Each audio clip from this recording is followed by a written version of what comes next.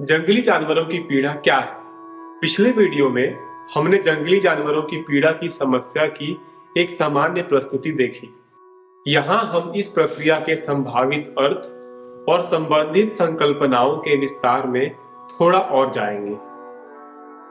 पीड़ा शब्द जानवरों द्वारा सही गई पीड़ा के बारे में ध्यान देता है जो उनके स्वास्थ्य को प्रभावित करता है, जो कि किस तरह प्रजातियां, जनसंख्या या पारिस्थितिक तंत्र प्रभावित हो सकते हैं इस बारे में नहीं है, क्योंकि प्रजातियां और पारिस्थितिक तंत्र अपने आप में व्यक्तिपरक अनुभवों वाली संवेदनशील इकाइयां नहीं हैं।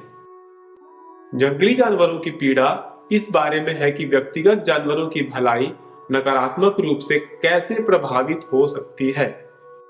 इसके अलावा दूसरे तरीकों से भी जानवरों को नुकसान हो सकता है, जो कि मौत से है। यदि सख्ती से कहने पर शब्द जंगली जानवरों की पीड़ा केवल जानवरों की पीड़ा के बारे में है, तो भी यह बड़े तौर पर भी इस्तेमाल किया जा सकता है, जिसमें सिर्फ पीड़ा नहीं बल्कि मृत्यु से होने वाली हानि भी शामिल है। यहाँ विभिन्न प्रकार के कारक हैं जो मनुष्य के नियंत्रण से बाहर रहने वाले जानवरों को नकारात्मक रूप से प्रभावित कर सकते हैं। इन्हें आसान करने के लिए उन्हें 3 मुख्य भागों में बांटा जा सकता है। पहला, मनुष्यों द्वारा होने वाली एक प्रत्यक्ष एंथ्रोपोजेनिक हानियां हैं जो विशेष क्रियाओं की प्रत्यक्ष परिणाम है, या तो जानबूझकर या अनजाने में। मछली पकड़ना और शिकार करना जानबूझकर की गई प्रत्यक्ष हानि के उदाहरण हैं। अन्य उदाहरण खास जानवरों का जानबूझकर किया जाने वाला निवारण है। हो सकता है यह आर्थिक कारणों के लिए हो, जैसे खेती पर उनके नकारात्मक प्रभावों के कारण जब उन्हें मार दिया जाता है। यह संरक्षणवादी उद्देश्यों के लिए भी हो सकता है, जब अन्य प्रजातियों पर जानवरों के प्रभाव के कारण वे मारे जाते हैं।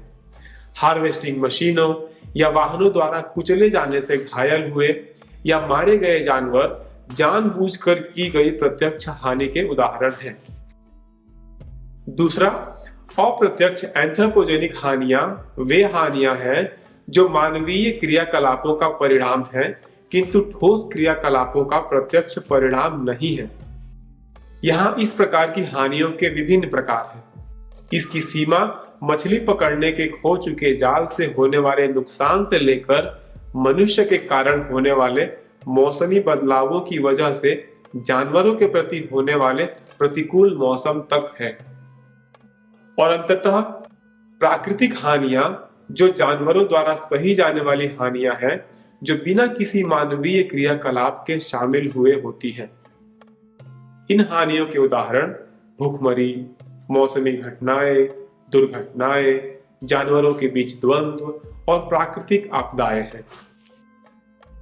जंगली जानवरों की पीड़ा। इस बात का अर्थ कभी कभी यह समझा जाता है कि जंगली जानवरों द्वारा सही जाने वाली हर प्रकार की हानि, इनमें वे शामिल हैं जो एंथ्रोपोजेनिक हैं और जो प्राकृतिक हैं। यहाँ पर ध्यान देना उपयोगी है कि जानवरों का बचाव करने वाले अक्सर एंथ्रोपोजेनिक हानियां पर मजबूती से केंद्रित थे। जो हानियां या तो पूरी तरह या अधूरे रूप में प्राकृतिक हैं, उतना ध्यान नहीं दी गई।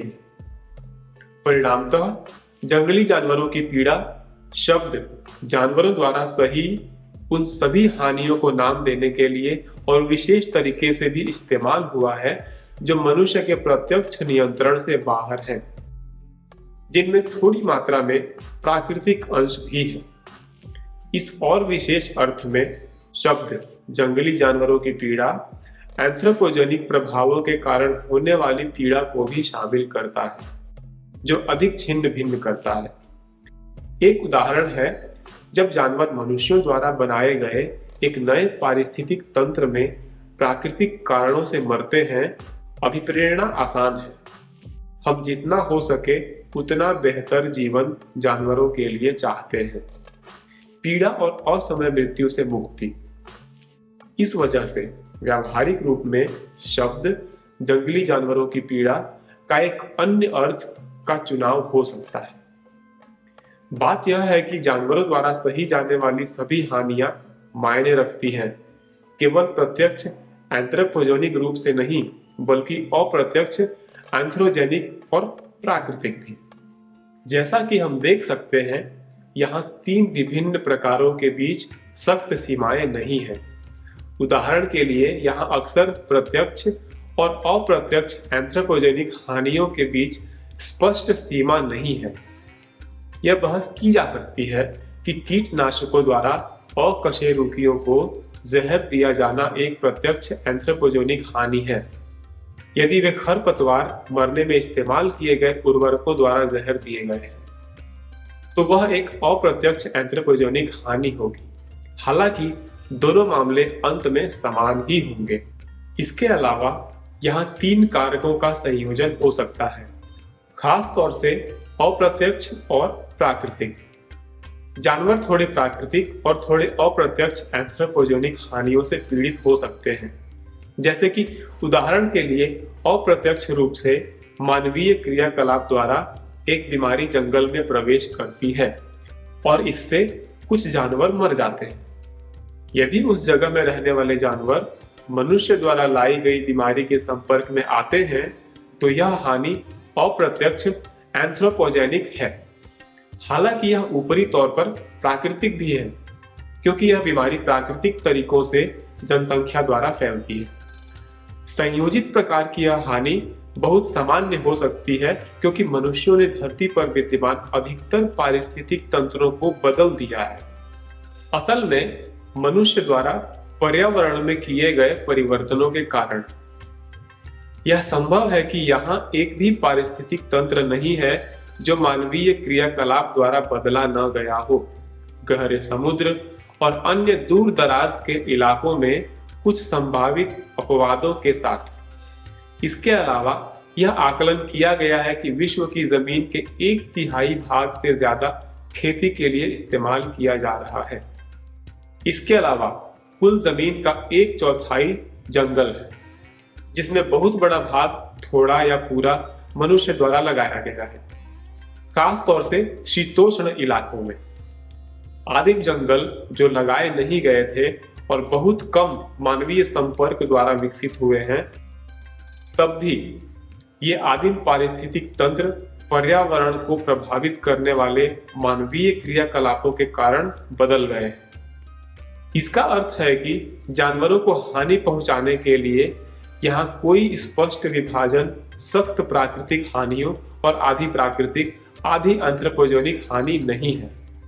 यह इसलिए भी है क्योंकि मजबूती से कहने पर उन सभी क्षेत्रों में रहने वाले जंगली जानवर कुछ क्षेत्र में मनुष्य के नियंत्रण में माने जा सकते हैं, क्योंकि मानवीय क्रियाकलाप उनके रहने वाली जगहों और परिस्थितियों को बदल सकते हैं जहां वे रहते हैं। यहाँ हम जिन जानवरों से संबंधित हैं उनमें अंतर कम करने के क्रम में हमें इस बात पर ध्यान देने की जरूरत है कि वे बाहर मनुष्य के संपर्क में रहते हैं।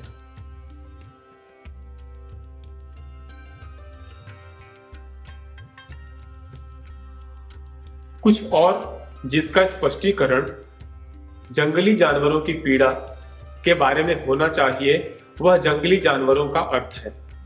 हम सोच सकते हैं कि जंगली जानवर सीधे तौर पर वे हैं जो सामान्यतः जंगल में रहते हैं, किंतु यह गलत है, अशुद्ध है। उन जगहों पर रहने वाले वही जानवर अन्य जगहों पर भी पाए जा सकते हैं। इसके अलावा जंगली शब्द दुविधापूर्ण हो सकता है। ठीक से कहने पर इसका अर्थ यह है कि पहुंच से बाहर के क्षेत्र या पारिस्थितिक तंत्र या मनुष्यों द्वारा केवल बहुत कम तरीकों से प्रभावित। कभी कभी इसका अर्थ उन जगहों से माना जाता है जहां मानवीय उपस्थिति या गतिविधि उतनी नहीं है। उदाहरण के लिए मनुष्यों द्वारा देख रेख किए जाने वाले जंगल सहित। किंतु जंगली जानवरों की पीड़ा का अर्थ केवल उन जगहों में रहने वाले जानवरों को शामिल करना नहीं है। बहुत से जानवर जिन्हें लोग जंगली मानते हैं और बाहर रहते हैं, खेती या जानवरों की खेती के लिए समर्पित क्षेत्रों में मानवीय नियंत्रण को दिशा देते हैं। वे शहरी उपशहरी और औद्योगिक क्षेत्रों में भी पाए जा सकते हैं। कई प्रकार के कशेरुकी जैसे स्तनधारी, संधिपाद और पक्षी, कुछ बड़े कशेरुकी और कई अकशेरुकी उन जगहों में रहते हैं। पक्षी, गिलहरी, तितलियां और छिपकलियां शहरी वातावरण में रहने वाले जानवरों के उदाहरण हैं। उन्हें अक्सर मानवीय गतिविधियों द्वारा सीधे हानि पहुंचती है। इस वजह से वे भी परिभाषा में शामिल हो सकते हैं। यहाँ कुछ जानवर हैं जो मनुष्य के नियंत्रण से बाहर रहते हैं किंतु जंगली रूप में वर्गीकृत नहीं है, जैसे वे जानवर जिन्हें बनैला माना जाता है। हालांकि बनैला और जंगली के बीच अंतर उनकी पीड़ा के दृष्टिकोण से महत्वपूर्ण नहीं है। चुनौतियों का सामना करने के कारण वे समान रूप से हानिग्रस्त होते हैं। इस तरह से जंगली जानवरों की पीड़ा के रूप में हम बनैला जानवरों को सरोकार में शामिल कर सकते हैं। तब हम देख सकते हैं कि जंगली जानवरों की पीड़ा में जंगली जानवर शब्द मानवीय नियंत्रण से बाहर रहने वाले सभी जानवरों की ओर इशारा करता है। जंगली जानवर केवल एक भाषागत सरलता है जिसे सहजता के लिए इस्तेमाल किया जाता है, किंतु हमें याद रखना है कि यह केवल जंगल या अर्ध जंगल में रहने वाले जानवरों को ही नहीं बल्कि बनैला जानवरों और शहरी वातावरण वाले जानवरों को भी सम्मिलित करता है।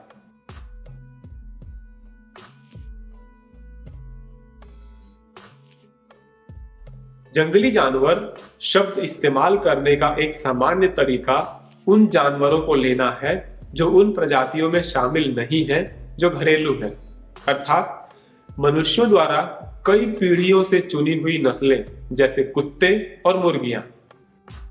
यहाँ ऐसे जानवर जो इस रूप में जंगली हैं किंतु कैद में रहते हैं, जैसे फर फार्म में मिंक, काम के लिए प्रशिक्षित हाथी और चिड़ियाघर में जेब्रा।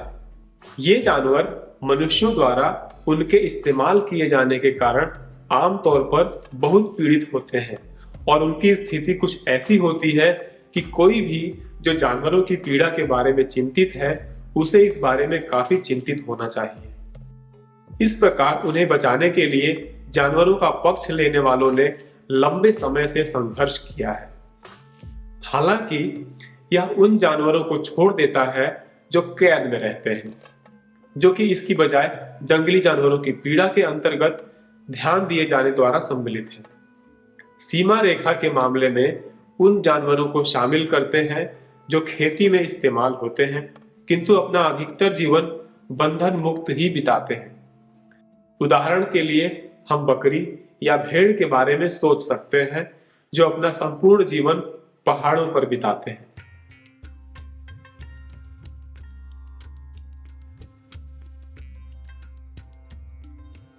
अन्य शब्द जो अक्सर इस्तेमाल किया जाता है वह है वन्य जीव। यह दो कारणों से जंगली जानवरों के लिए अशुद्ध है। पहला, यह अक्सर सभी प्रकार के जीवित प्राणियों को इंगित करने के लिए इस्तेमाल किया जाता है। यह जानवरों को अन्य प्राणियों से अलग नहीं करता है जो संवेदनशील नहीं है। दूसरा, यदि खास तौर से जंगली जानवरों को इंगित करने के लिए इस्तेमाल किया जाता है तो भी वन्य जीव शब्द गिनने योग्य संख्या नहीं है, इसलिए यह जानवरों की व्यक्तिगत तौर पर पहचान नहीं करता है। अतः निष्कर्ष के लिए जंगली जानवरों की पीड़ा में इस्तेमाल किया गया शब्द जंगली जानवरों को उनकी प्रजाति के आधार पर विभाजित नहीं करता है। यह वन्य जीव जैसा नहीं है जो उन्हें एक पारिस्थितिक तंत्र की एक अविभाजित इकाई के रूप में इंगित करता है।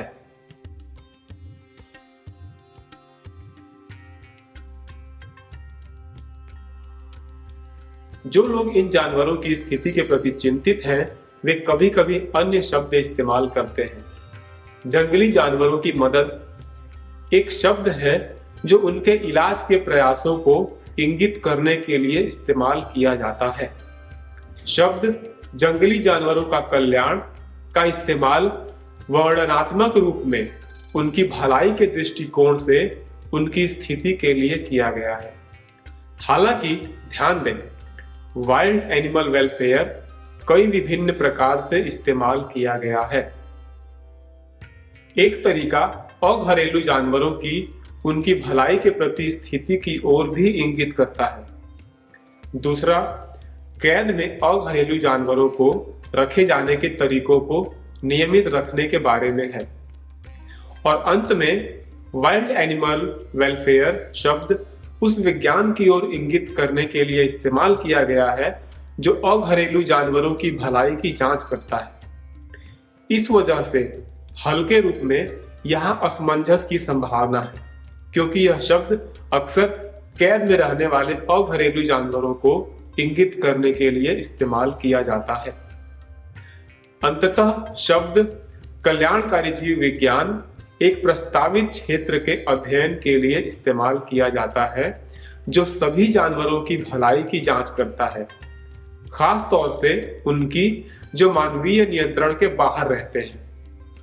यह प्रारंभिक रूप से, हालांकि आवश्यक रूप से नहीं, जंगली जानवरों की पीड़ा का अध्ययन करता है। अधिक तकनीकी रूप में यह उनकी सकारात्मक और नकारात्मक भलाई के सापेक्ष संवेदनशील जीवित प्राणियों के अध्ययन के रूप में परिभाषित हो सकता है। कल्याणकारी जीव विज्ञान पार अनुशासनिक क्षेत्र हो सकता है जो जंगली जानवर कल्याणकारी जीव विज्ञान के साथ पारिस्थितिकी विज्ञान और प्राकृतिक विज्ञान में अन्य क्षेत्रों को शामिल करता है। जंगली जानवर कल्याणकारी विज्ञान जानवरों के व्यवहार, शरीर विज्ञान और अन्य संकेतों को ध्यान में रखते हुए उनकी भलाई की जांच कर सकता है। अन्य क्षेत्र जैसे पारिस्थितिकी विज्ञान इसे प्रभावित करने वाले बाहरी कारकों की जांच कर सकता है। कल्याणकारी जीव विज्ञान के पास वास्तव में जंगली जानवरों की मदद करने और जो पीड़ा वे सहते हैं उससे उन्हें बचाने की दिशा में नीतियों को सूचित करने की क्षमता है।